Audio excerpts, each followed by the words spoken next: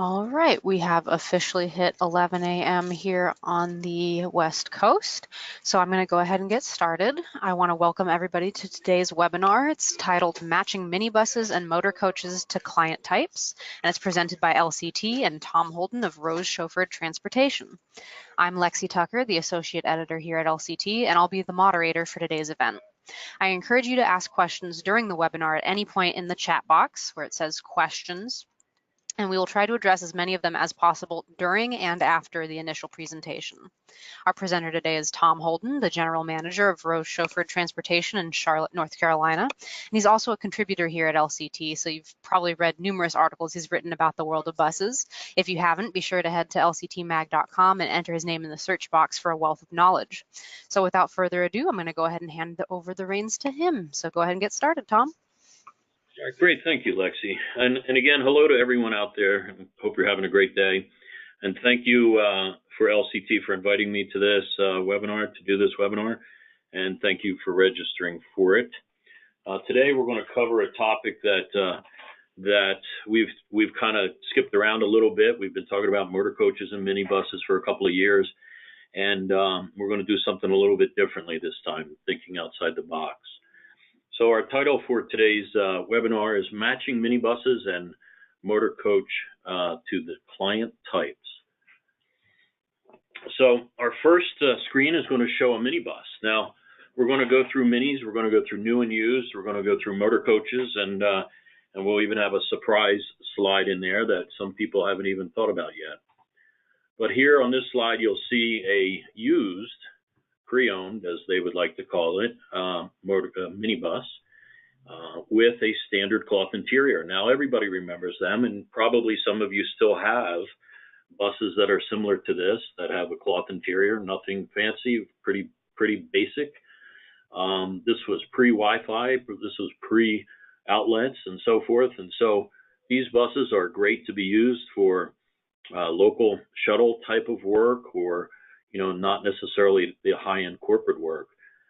That particular bus you're looking at on the right side there is a 2013 bus, so it's not all that old. It seems to be in very good condition. The paint looks great on it. The interior looks great on it. That bus in a used status is about $60,000 to $65,000. Maybe it doesn't have the outlets and Wi-Fi, like I said, but you could always add them.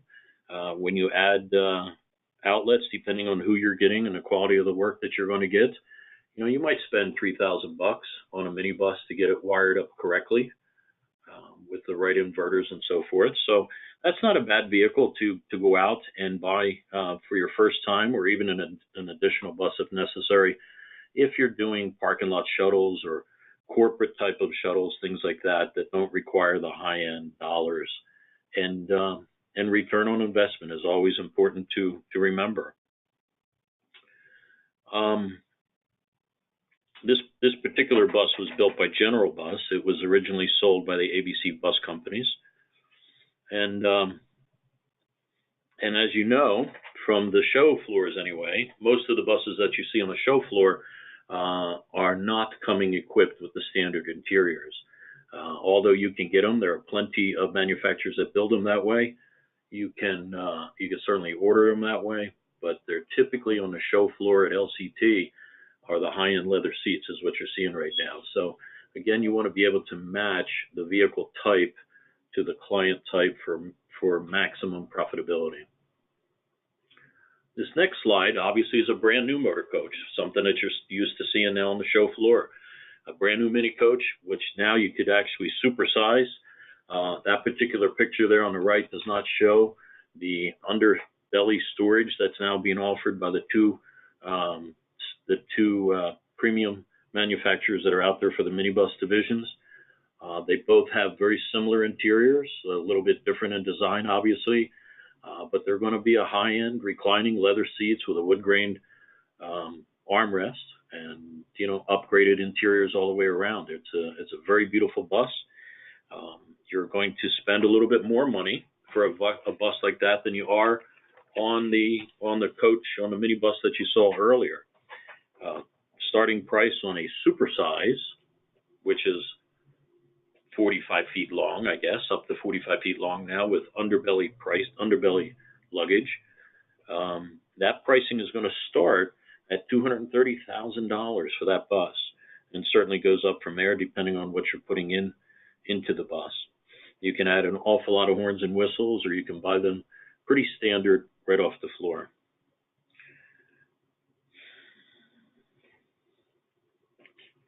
And by all means, if there's any questions that you might have during this slideshow, please go ahead and type them in. I'd like to answer them while we're on that particular slide. So the question is, who are you driving? And that's what this is about. It's not about whose brand bus you're buying, or is it brand new or used, leather seats or cloth seats. It's really, who are you driving? What is your client base? And so in doing this, you're going to expand. You're going to look to expand maybe your possibilities. If you're already in a minibus business or motor coach business, and you seem to barely make it, very expensive purchases, and you're just not getting enough work, you have to start expanding outside of what you are currently doing. Hence the reason why most car companies have gotten into the buses now, because of what's been happening on the TNC side of the world. When you're moving people around, as in this picture here, this is a parking lot shuttle from a local brewery, if you will, in Charlotte, going to a Panthers game. And as you can see, our famous H.A. Thompson is in two of those pictures, enjoying the day as a dedicated, diehard Panther fan, that's for sure. But the Panthers and Dallas Cowboy fans sharing a bus and sharing a beer, obviously until the game starts. But there's two different types. We used a 35-foot Temso on this particular one, and also a 31-passenger minibus. Pretty generic on the inside. It does have black seats, but it doesn't have an awful lot of horns and whistles to it. So that's a direction. And you're going to want to know who is your customer. Long-term contracts doing shuttle work does not need all the horns and whistles. Your pricing will be lower, so you need to maintain your lower costs. You can think about your client types, whether they're going to be corporate transfer type of work to and from meetings, to and from their executive office, and maybe the hotel that they're staying at, the dine-arounds. You could also be doing corporate shuttle work.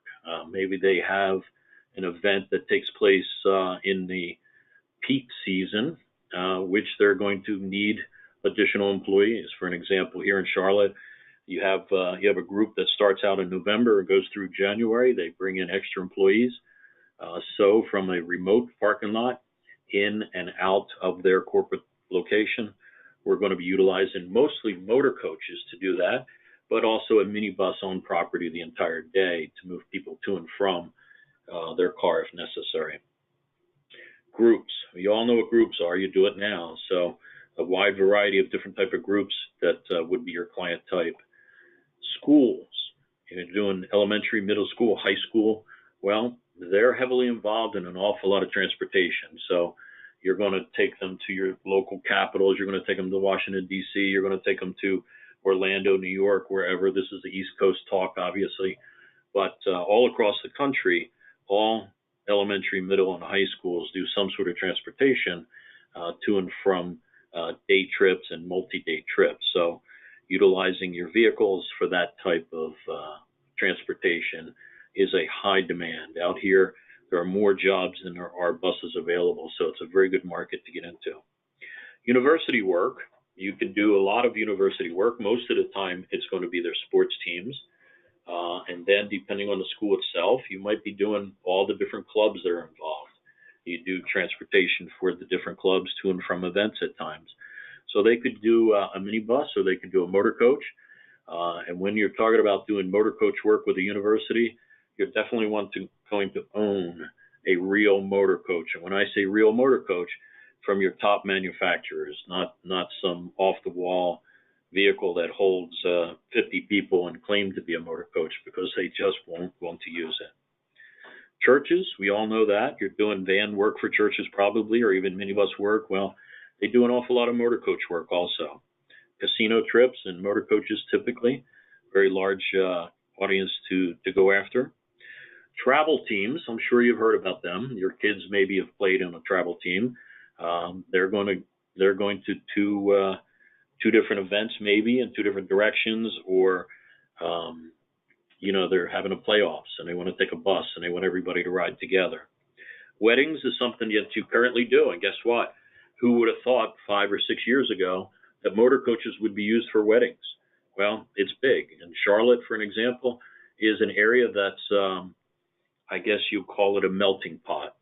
I don't think both sides of the family that's getting married are from the same city, so do an awful lot of work in minibuses and motor coaches there. Evacuations, as you've seen on the internet recently here in North Carolina, the disaster that's on the East Coast. If you've got the right equipment, you're going to be able to do an awful lot of evacuations, whether through FEMA or any other organization that's out there. And sometimes even the private institutions will hire you to make evacuations. Building contractor shuttles. So the folks that are building these enormous skyrise buildings, all those hard labor workers, there's no place typically to park when they come to work. So they do a remote parking lot for those guys. And those guys are pretty dirty by the end of the day. So you're going to want to use, an interior that's on a low-end interior, or even maybe a school bus, which you'll see here shortly. But you're not going to want to put them into a $500,000 or $600,000 motor coach, that's for sure. Holidays, well, almost every area's got Christmas-like tours. The same thing you've been doing, whether it's a limousine, a van, minibus.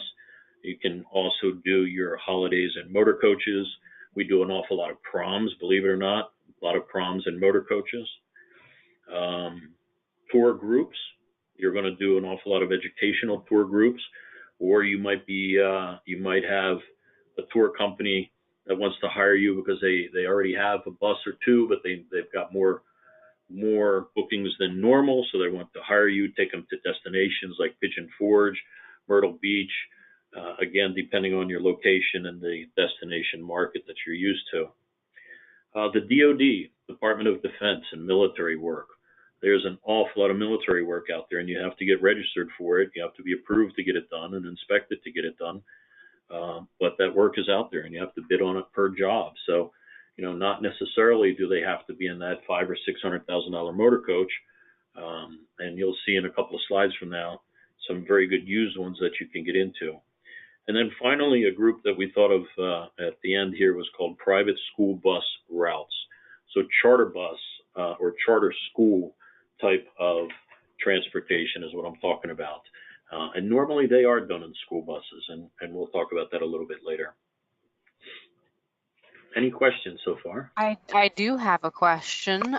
This is from Kevin Mullane. He asks, who do we contact at colleges to bid on their trips? So most of the time, the university coach has the final decision of what company they want to be transported by. There are plenty of universities that are out there that will take the bid as a school and put you on an approved list. And if you're lucky, you're the only one on that list. But there are times where there's going to be 2 or maybe even 3 bus companies on that list. And then each particular coach will make a decision on what bus company they want to ride with.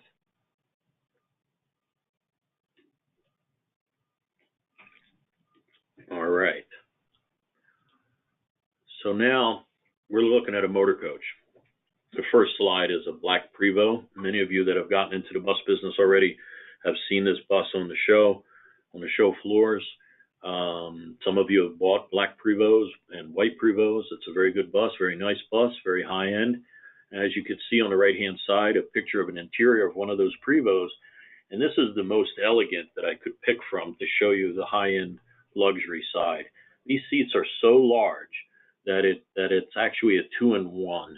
It's only 3 seats across the bus, and so obviously less seats per bus. It's no longer a 56 passenger at the time. So probably 36, 38 seats will go into a full-size motor coach.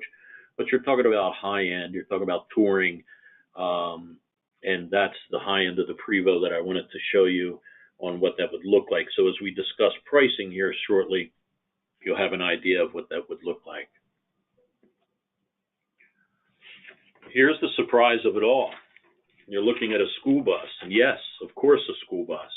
You can see Premier, that's their bus right there. They shared it with me. I asked if I could use it, and in the interior of that school bus. That is a brand new Thomas-built bus. It cost about $85,000 to buy that bus. In their market where they're at, they have schools that was having an awful difficult time in getting activity buses for all their middle school and high school sports teams. And so they took the chance and went out and bought a couple of these. And sure enough, they've been loading them up, and they're very busy. Now, again, that bus will transport people, and that's what you're in the business of, right? You're in the business of making a profit, transporting people to and from whatever event that they need. And so there's nothing wrong on the low-end side of luxury in utilizing a school bus like that. They were in the Las Vegas show last year. They'll probably be in the Vegas show again this year. And that's built on a Freightliner chassis, the same as your minibuses that you're buying.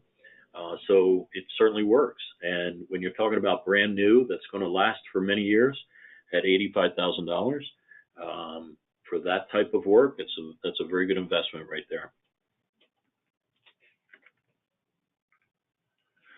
The next slide is going to be an interior as a cloth option, right? So you can get a standard cloth seat, as you see on the left side there.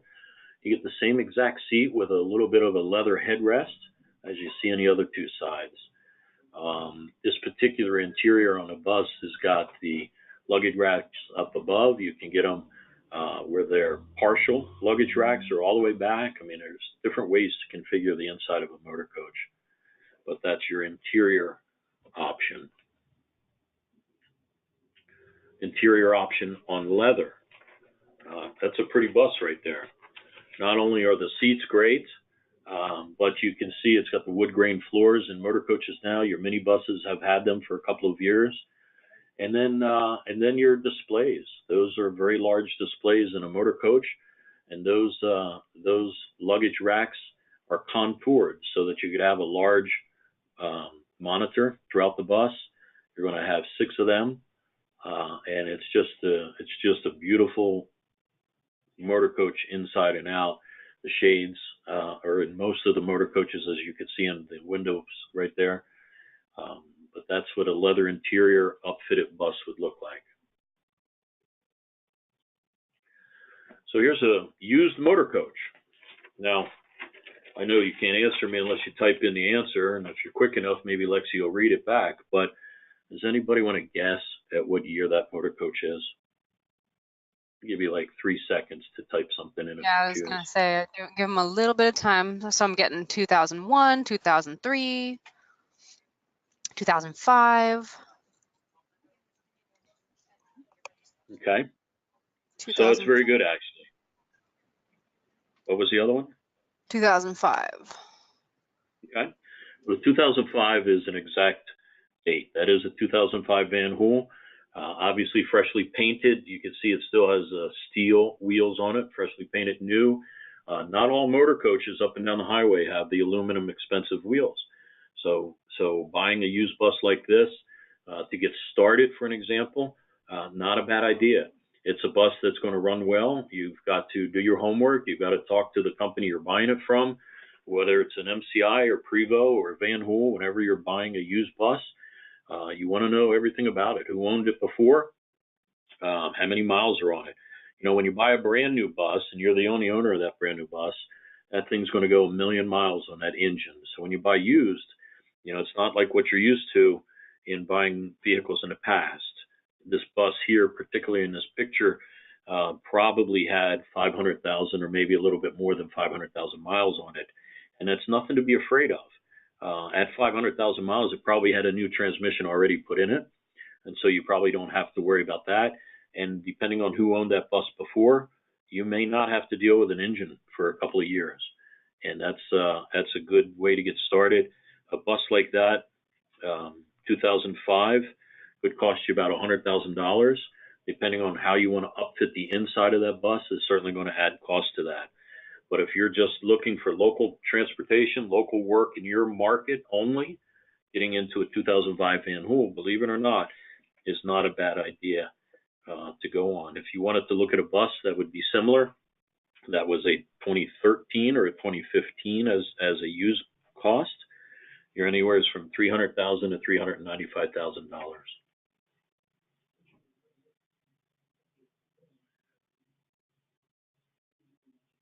Okay, not much difference. A little bit of curb appeal, aluminum wheels, the headlights, the front end cap, the rear cap. Those things are different now. They look beautiful. The curb appeal on all buses today are just standing out right. And you know, little trade secret, on that 2005, you could probably do a new front and rear to make it look brand new. You'd have to talk to the manufacturer to see if that's possible in that particular model, but there's an awful lot of buses that are used that have new front ends to them that you can't tell.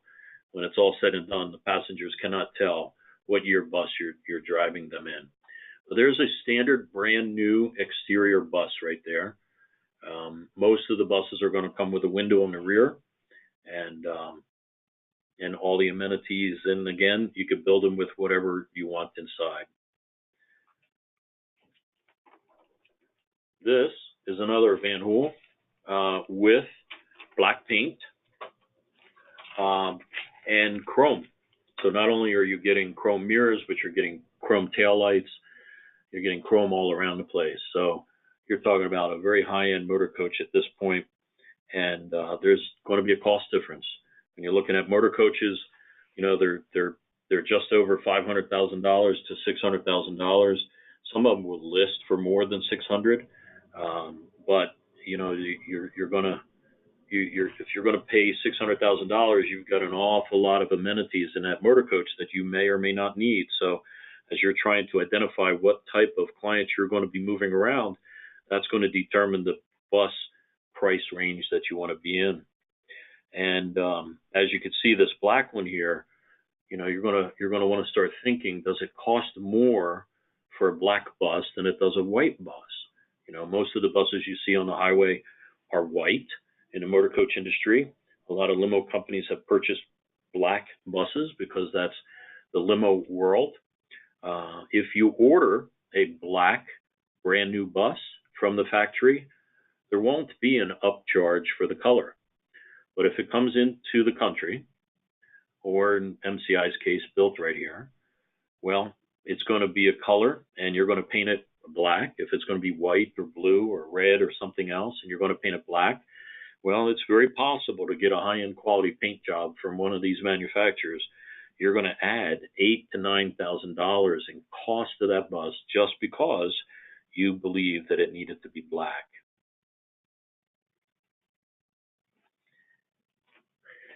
And I think that's where we're at.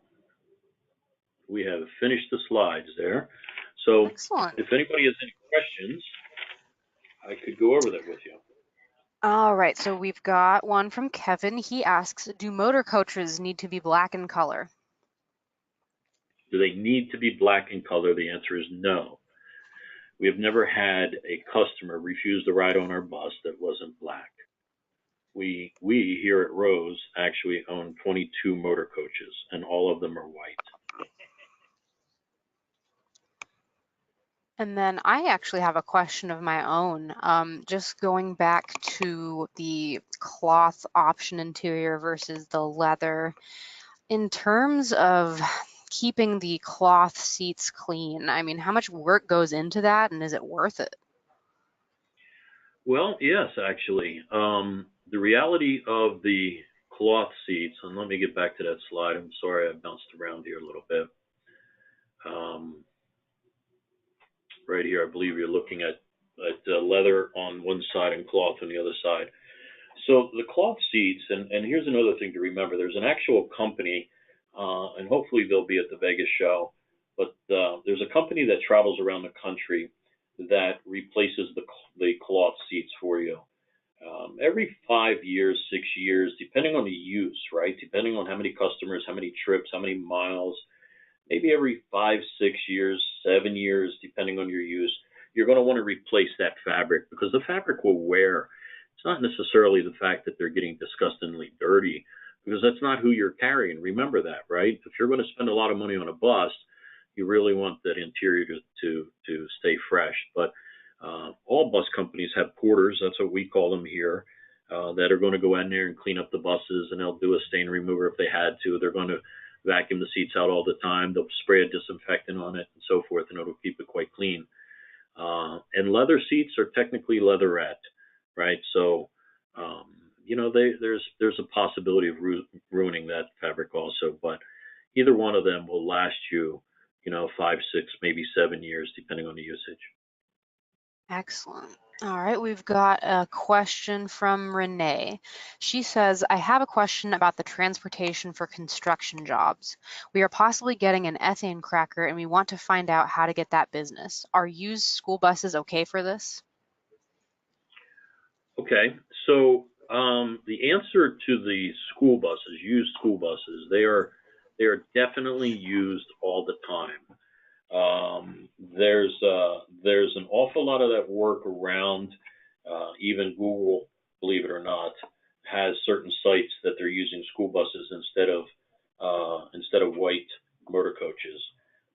So yes, you can pick up a used school bus. I was in conversation with somebody not that long ago. You could pick up a bus anywhere from $8,000 to $15,000 used in very good condition, and you would use that bus. Sometimes they'll paint them white so it doesn't look like the school, but there's an awful lot of times they're just yellow. Excellent. We have a question from Johnny, and it's kind of a two-part question, so let me know if I have to repeat anything. How do you handle breakdowns that occur out of the area with passengers on board? I feel like most motor coach companies are not 24/7 with phone coverage. How do you address getting the people picked up? And part two, do most manufacturers offer on-the-road roadside repairs? So let's go to number 2 first, right? So a direct answer to most motor coach companies offering roadside repair, the answer is no. If you are buying a Prevost Volvo, there's an awful lot of Volvo truck centers that have a roadside repair service, but you'd have to double check on that. You'd have to check your area and where they're at. What we've found to do roadside repairs, and our dispatchers here are 24/7, is that there's always a plan A, which is what you're on, plan B, and a plan C. And as soon as something goes wrong, which it will, you have to get on top of it immediately and start out with plan B. And that's going to have somebody reaching out to a local bus company that's in that market and getting them in progress of trying to get a bus out to you. There are roadside services that are countrywide. A local company in the Carolinas that does nationwide coverage is FleetNet America is the name of that company, and there's a couple of them, but they're contracted with service centers all across the country, and they typically have a 90-minute lead time. So 90 minutes is a long time, and you're going to have to determine where your passengers are. Are they on the side of a busy highway? Do they have a small destination to get to that you could hire somebody locally to do a quick transfer, get them to their destination, and then move your bus to that destination? Or possibly, God forbid, it's a pretty serious situation that you may have to hire somebody to do the rest of the day for you as you are driving a replacement bus up to that location for yourself. So there are services that are out there, yes. And kind of to piggyback on that, Jason Shernow mentions have a deep Rolodex, and as a bus and limo operator, we reach out to the limo guys that can often get minis quicker than a motor, which is a good point. And then we have a question from Tom. He says, who do you go to at a college prior to getting on the approved provider list the coach picks from in order to get on that list? Well, you're going to go to your purchasing department first to find out what their formality is.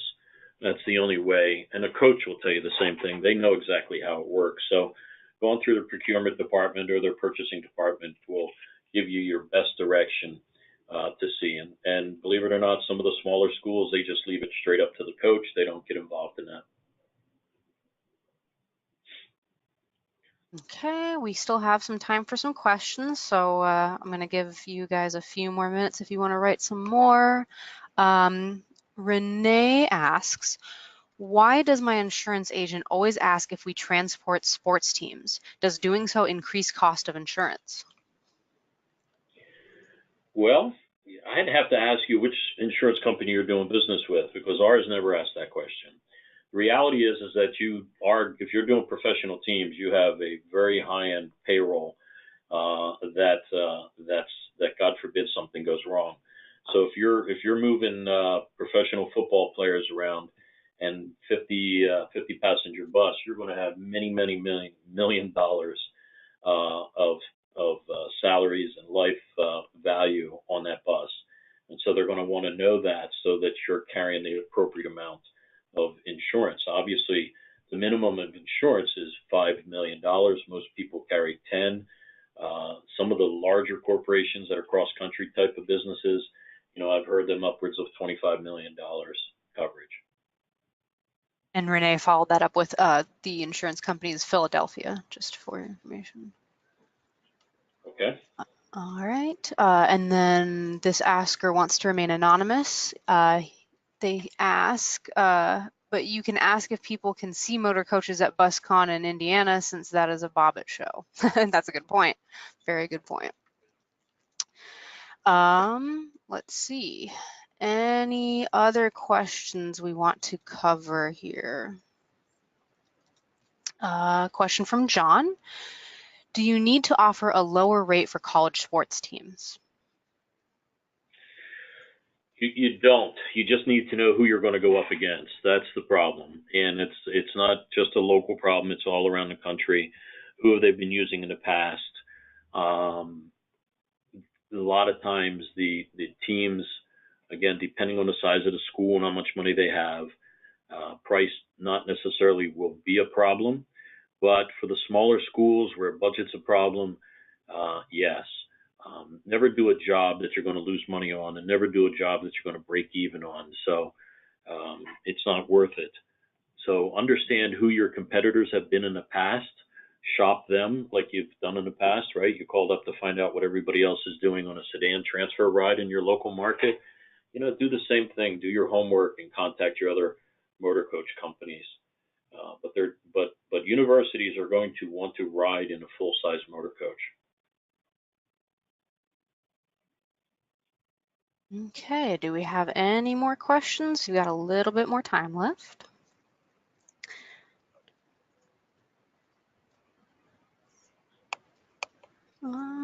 Looks like we've got all of our questions asked. So I think we're going to go ahead and end it here. But for anyone who maybe wanted to ask a question in privacy, you can reach out to Tom at tom@riderose.com. That's tom@riderose.com. We hope that you've all enjoyed today's webinar. I want to thank you for your time and participation. And I also want to thank Tom. Thank you, Tom. You did a fantastic job. Thank you. You're welcome. And then at the end of the webinar, you'll all receive a short survey. So if you could please take just a few minutes to fill that out, we would really appreciate it so it can help us improve. So thank you, and I hope you all have a great day. See ya. Bye-bye.